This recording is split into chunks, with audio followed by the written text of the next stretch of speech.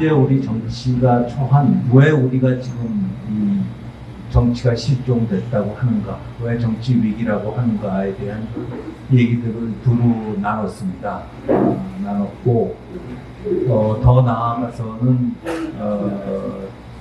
그럼 이런 상황에서 벗어나기 위해서는 무엇을 해야 되는가에 대한 얘기들을 기본적인 건 다 다뤘습니다. 그래서 우리 최영두 의원님께 제가 첫 번 글을 드리는 거는 현장에서 보실 때 정말 위기인가? 그리고 지금 계신 당 안에서 그런 절박감, 정치의 실종에 대해서 현장에서 뛰고 계신 정치인들이 절감하고 있는가에 대한 질문을 먼저 드리겠습니다. 네. 제가 오늘 국회 본회의에서 제가 대표 발의한 법안이 2개가 통과되어서 잘 기쁜 날입니다. 그리고 그걸 제가 표결 안 하고 있어서 드리겠습니다.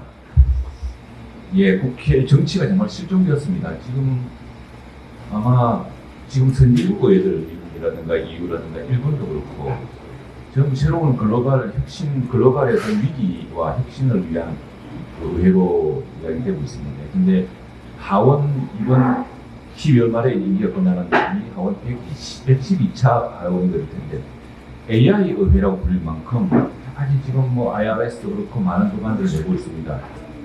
우리나라 정치는 완전히 지금 불안에 실종이 돼 있죠. 지금 경제가 엄청나게 어렵습니다. 퍼펙트 스톰이라고 아까 오찬 때도 장님하고 이야기를 나눴습니다만 퍼펙트 스톰이라는 것이 있을 수 있는 모든 악재가 한꺼번에 다 밀려오고 있습니다.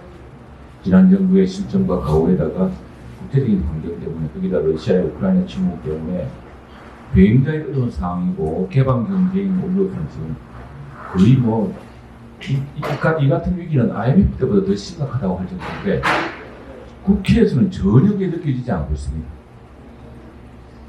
최근에 채권시장이 마비되다시피 하고 이것도 이제 한전체, 한국전력이 회사채 50조가 누적되면서 생긴 문제인데 기업상을 만나보면은 흑자 부도를 걱정할 정도입니다. 대기업들이 사내 유보금이 많아서 넉넉한 줄 알지만 그 사내 유보라는 현금을 갖고 있는 게 아닌데 갑자기 돈줄이 말라가지고 정말 힘든지. 그런데 국회는 전혀 동떨어져 있습니다. 재작년에 작년님한테 백신 위기라고 그랬을 때 국회는 백신만 하면 그렇게 치료제 이야기하고 있습니다. 왜 그런가 이게. 기본적으로 정치가 굉장히 현실과 동떨어져 있고 이번 21대 하반기 국회는 처음부터 대통령 선거의 연장전이었습니다. 역대 역사상 최다 득표로 대통령이 당선된 대통령 최정부, 역대 최다 득표로 낙선한 대통령 후보의 대결처럼 되어가지고 지금 민주당은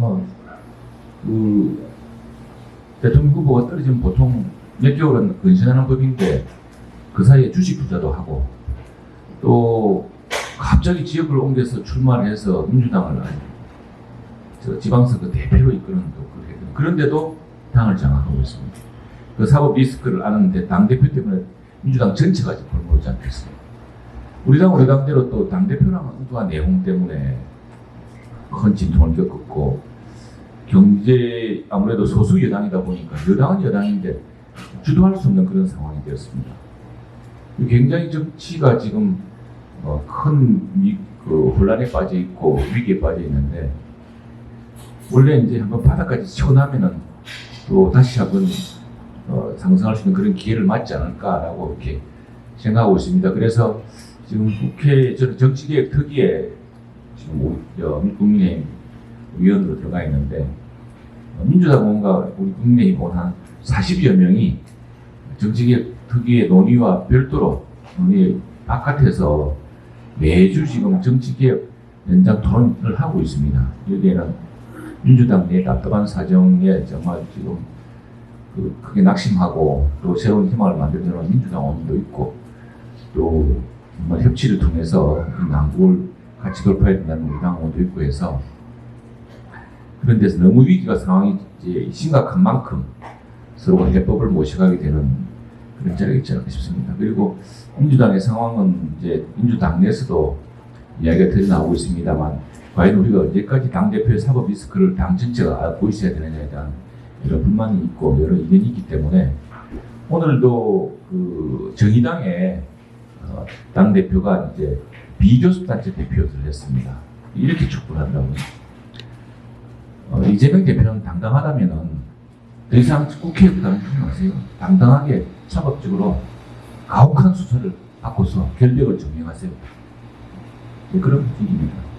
민주당의 다수당은 또 그런 분위기이기 때문에 저게 우리 정치를 자꾸 어렵게 만들고 있는데 그러니까 처음부터 이게 뭐 최다 득표 당선 대통령과 최다 득표 낙선 후보 간의 대결처럼 되어가지고 정치가 뭔가 협치가 이렇게 싹틀 그런 그게 없었죠. 그러나 경제 상황이 워낙 심각하기 때문에 또 민주당도 이 탓을 이 정부의 무능으로 할 수가 없거든요. 지금 한전체 50조만 하더라도 탈원전으로 인한 기회비용 상실과 이런 것 때문에 한전이 50조에 관한 채권을 발행하기도 올해만 20조를 발행했다고 합니다. 올해 적자 규모랑 똑같습니다. 그래서 이걸 정부 여당한테 다 떠넘길 수가 없는 상황이기 때문에 함께 논의하지 않으면 이 거대한 퍼펙트 스톰에서 정치권이 공멸할 수 있다는 위기감을 공유할 수 있는 계기로 삼아서 정치를 다시 회생시키고 또 논의를 진작시키는 그런 계기로 삼아야 되죠. 그런 것들이 작지만 정치계 논의 우리 임성호 교수님께서 첫 발제를 하셨습니다. 그때 그런 것들이 다시 우리 지금 모임에서 논의하고 있는 것처럼 새로운 계기를 찾지 않을까 싶습니다. 네. 네, 무엇보다 그 본인이 발의한 법안 두 개가 본회의에서 통과된 거 아주 큰 일 축하드립니다. 현황에 대한 진단은 여기 계신 분들이 다 한마디씩 다 하실 수 있을 것 같은데 지금 남아있는 시간에는 그러면은 이런 상황을 염두에 둘 때 여기서 어떻게 벗어날 것인가. 네, 제가 한 말씀만 드리자면 오늘 아침에 경종발 우리 법원의 칼럼에서 물론 주로 외교 정책을 얘기했습니다만 근거가 희박한 희망적인 기대에 의한 외교를 하고 있다. 오늘 한일 관계를 주로 한 얘기입니다만 희망적인 기대 좋죠.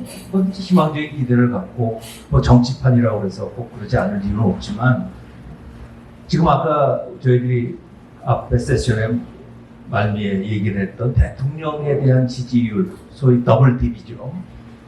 추락했다가 잠시 반등했다가 다시 재추락하는 단기간 내에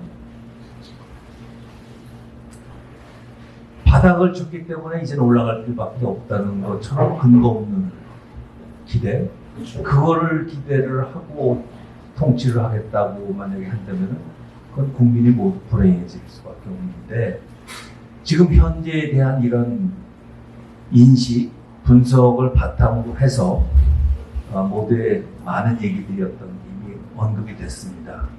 정치 시스템, 정치 체제 자체에 대한 근본적인 개혁이 없이는 기존 이런 현재 이런 정치판에서 벗어나기가 어렵다라는 얘기도 했고 리더십의 위기 얘기도 했고 공천제 문제점 많은 얘기를 우리 말바꾸의 김영준 교수님께서 아주 구체적으로 언급을 해주셨습니다.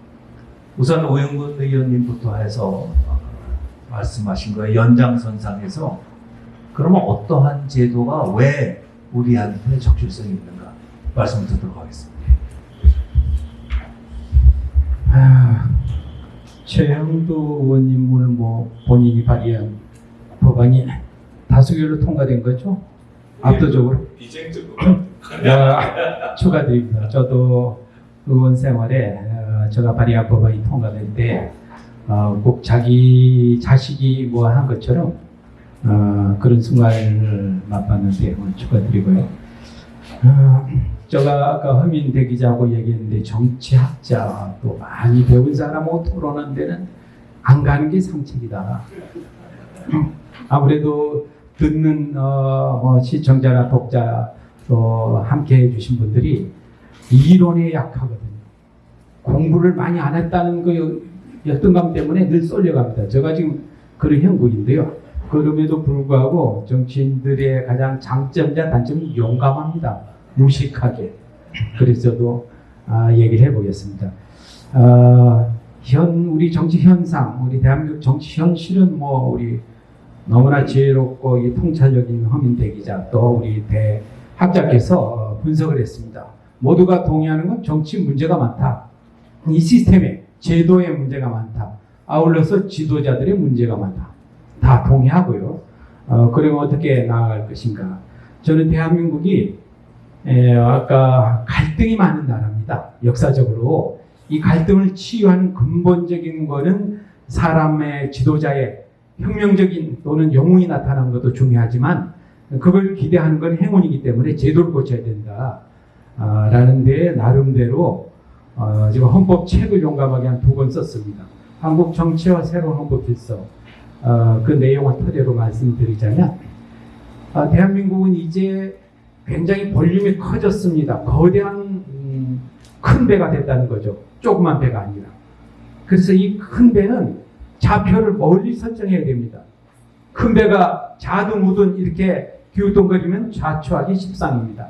나아가기는커녕 좌초하기 십상인데 대한민국 5년 단임제 대통령제는 치명적인 결함이다. 이 거대한 배가 5년 동안에 배가 나아간다는 건 너무나 어렵습니다. 적어도 10년, 20년 정책 목표를 설정해서 나아가야 성과를 낼 수 있는 거함이 됐다.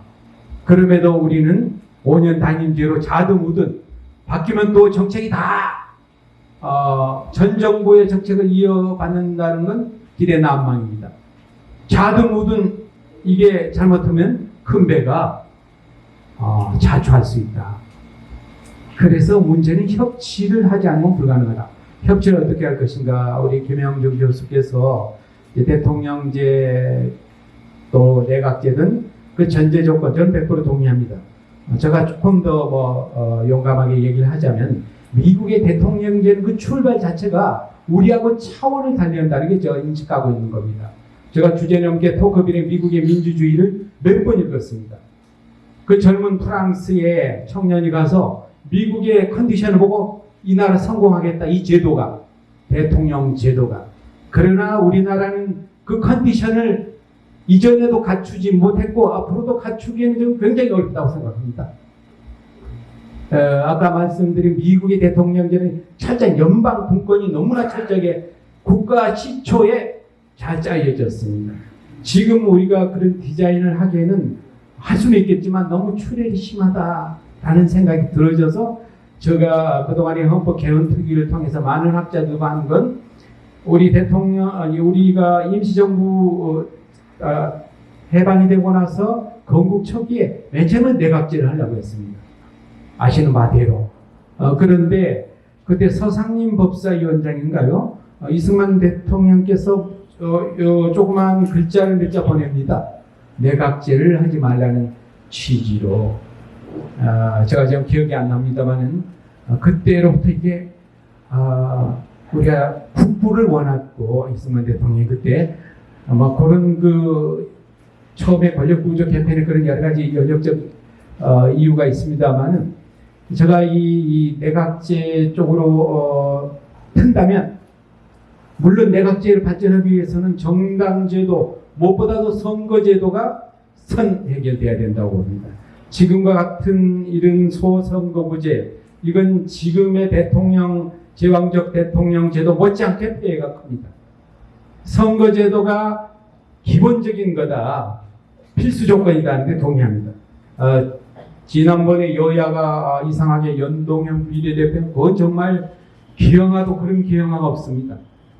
정말 이거 제가 밖에 나와서 정치했던 사람으로서 저런 걸 어떻게 만들어낼 수 있는가 정말 대단히 잘못됐는데 비례대표나 표가 등가성을 갖도록 선거제도를 지금과 같은 소선거구 제도에서 내각제는 실패할 확률이 크다. 선거제도와 정당제도 반드시 손을 봐야 되고 제가 근본적으로 이 내각제를 가야 되겠다는 거 생각에 근거를 제시해 준 학자가 샌디에이고 대학의 레이 파트라는 교수인데 Constitution 정치 디자인 헌법 갈등이 많은 디바이드 소사이티, 깨어진 갈등이 많은 나라의 헌법 구조라는 책을 2008년에 냈습니다. 저 그 책을 구해서 번역을 시켜서 그걸 보고 저 나름대로 확신을 얻었습니다.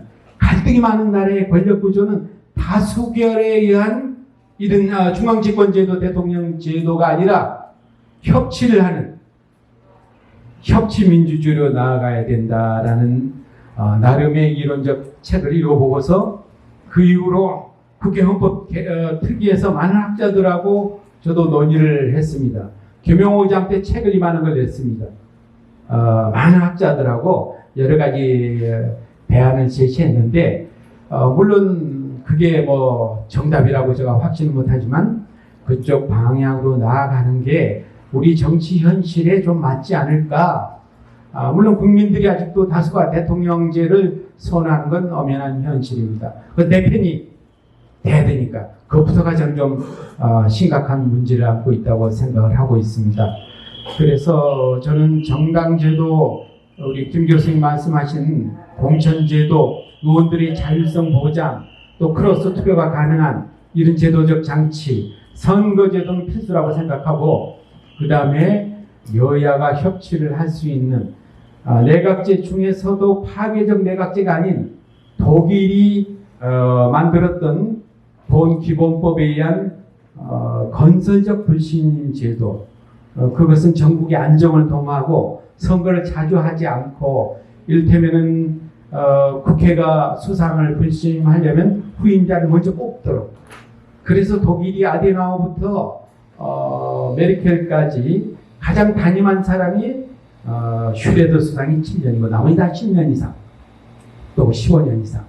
대한민국은 전략국가로 나아가야 되기 때문에 뭔 좌표를 설정하려면 적어도 10년, 20년 정책 목표를 갖고 여야가 합의해서 협치해서 나가지 않으면 이 큰 거함이 5년 단임제로서는 정책 목표를 실현한다는 건 불가능하다. 5년이지만 실제로 한 3년 지나면 지금도 새로운 대통령 후보 여론조사를 그냥 하는 나라인데 대통령 임기 3년 접어들면 일하기 어려운 이런 정치 현실을 감안한다면 지금이라도 국회가 개헌 특위를 만들어서 뭐 대통령제가 되더라도 그 컨디션을 잘 관찰해야 되고 동의합니다. 또 내각제가 되더라도 그 전제 조건이 되는 것들 면밀하게 관찰해서 개헌 특위를 하루빨리 구성해야 된다. 저거 원내대표 때 협상을 한 적이 있습니다. 그때 문희상 선배가 비대위원장이었고 상대는 김무성 선배하고 이완구 선배가 제 카운터파트였는데 대통령께서 국회에 오셨길래 제가 그때 얘기했습니다. 청와대에서 개헌특위를 만드는데 너무 소극적입니다. 개헌의 방향은 차치하고 개헌특위도 만들지 제대로 구성을 못해서 되겠습니까? 제가 박근혜 대통령 앞에서 이야기했습니다. 그랬더니 대통령께서 아무 말씀이 없으시고 그때 김무성 대표는 동의했어요. 개헌특위 만들자. 이완구 대표께서는 원내대표였는데 입장 표명을 안 했지만 문희상 선배는 적극 찬성이고 기본권 조항부터 시작해서 시대에 맞도록 개헌특위를 만들어야 되는데 그때 청와대가 아주 소극적이었기 때문에 개헌특위도 못 만드는 국회가 정말 한심했다고 생각합니다. 지금이라도 저는 당장 시급한 대안은 국회가 개헌특위 만들어서 기본권 조항부터 시작해서 권력 구조 개편, 선거제도, 정당제도 여기에 많은 시간을 할애해서 국가의 미래를 설계해야지 과거 일을 가지고 지금도 한다거나 또는 뭐 개개인에 대한 이거는 소모전에 불과합니다. 국가의 미래에 대한 전혀 보탬이 되지 않기 때문에 저는 당장 여야 지도부께서 개헌특위를 늘 레임덕 때문이라고 집권 초기에 개헌특위를 하려고 하면 늘 역대 대통령들이 그러면 거기가 블랙홀이 돼서 대통령이 통치를 잘 못하니까 반대해서 말기에 가서는 굉장히 정략적으로 이제 개헌에 하자고 박근혜 대통령도 그랬어요. 마지막에는 개헌하자고 얘기했습니다. 굉장히 불리한 위치에서. 그건 공감을 못 얻죠. 힘이 있을 때 그 힘을 내려놓고 해야 되는데 지금 김진표 의장님도 개헌이 필요하다고 했고 역대 의장님들은 앞에 계시는 정의아 의장님부터 시작해서 여야 불문하고 의회 수당들은 늘 개헌이 필요하다고 거의 한결같이 말씀을 하십니다. 그분들 얘기가 그냥 개인적인 무슨 소신이 아닙니다. 국회에서 단연간 입법부의 수장으로서 온갖 풍파를 다 경험한 끝에 개헌이 필요하겠구나.